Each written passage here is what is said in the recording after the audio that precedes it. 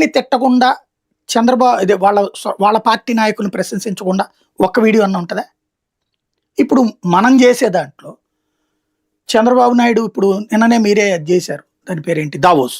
ఏముందని దాంట్లో ఏమీ లేదని నేనేం చెప్పాను, ఇది ఒక ఎగ్జిబిషన్, అది మనల్ని మనం ప్రమోట్ చేసుకునేటటువంటి ప్లాట్ఫామ్. ఇది ఒక వైసీపీ వాడు మాట్లాడతాడా? కామన్గా ఒక వైసీపీ సింపథైజర్ ఈ మాట మాట్లాడగలుగుతాడా? ఒక వైసీపీ వ్యక్తి ఆ మొక్క మాట్లాడగలుగుతాడా? ఒకవేళ వాళ్ళే జీతం ఇస్తారంటే నువ్వు మాట్లాడు, లోకేష్ను పొగుడు, చంద్రబాబుని గురించి కూడా ప్రశంసించు, లేకపోతే విశాఖలో సోన్స్ వస్తోంది దాని గురించి మాట్లాడు నువ్వు అని చెప్తారా? అసలు ఊరుకుంటారా?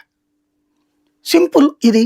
దీనికి మనం ఎక్స్ప్లెయిన్ చేసిన, ఇప్పుడు సాయి తింటాడు అనుకున్నోడికి మనం కన్విన్స్ చేయక్కర్లేదు, తినడు అని నమ్మేటటువంటి వాడిని మనం ఇంకా నమ్మించక్కర్లేదు.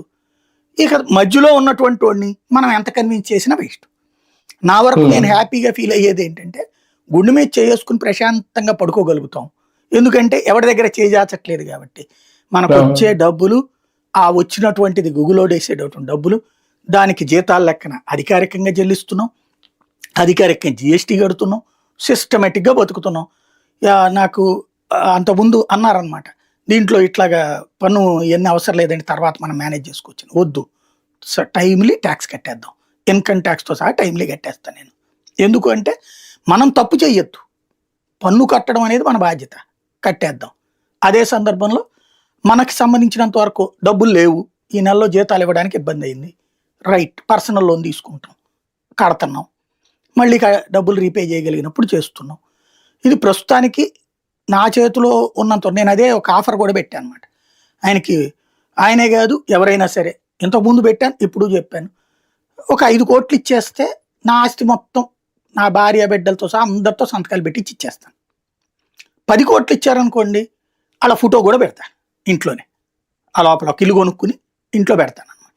ఇది ఎంతో మించి ఊరికినే దాని గురించి మనం ఫీల్ అయ్యి, ఒకటే ఏంటంటే మొదట్లో ఫస్ట్లో వచ్చినటువంటిప్పుడు కొంచెం సైకలాజికల్గా ఫీల్ అయ్యి, కానీ ఇదేంటంటే మనం ఈ వృత్తిని వదిలేసేసి వేరే వృత్తికి ఎవడో మాట్లాడినందుకు ఎందుకు వెళ్ళాలి మనం? ఇది వదిలేసి, మనకి చేతనైన వృత్తి వదిలేసి, ఇంకోటి మనం తప్పు చేసామా, చేస్తే భయపడాలి, తప్పు చేయనప్పుడు భయపడాల్సిన పనిలే, సిగ్గుపడాల్సిన పనిలే, హ్యాపీగా ఉంటాం, మన పని మనం చేసుకుంటాం.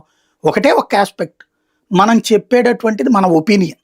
ఇప్పుడు ఫీల్డ్ జర్నలిజంలో ఉన్నప్పుడు అక్కడికి రిపోర్ట్ చేస్తాం, ఇది ఫీల్డ్ జర్నలిజం కాదు, ఇది ఎనలైజేషన్ జర్నలిజం. ఎందుకని, ఇప్పుడు అవన్నీ ఆ అనుభవాలతో ఇవాళ జరుగుతున్న పరిణామాలు విశ్లేషిస్తూ మనకున్నటువంటి ర్యాపోలతో సమాచారాలు తెలుసుకుంటూ మనల్ని నమ్మే ప్రేక్షకుడికి అందించే బాధ్యత మనం చేస్తున్నాం ఇప్పుడు.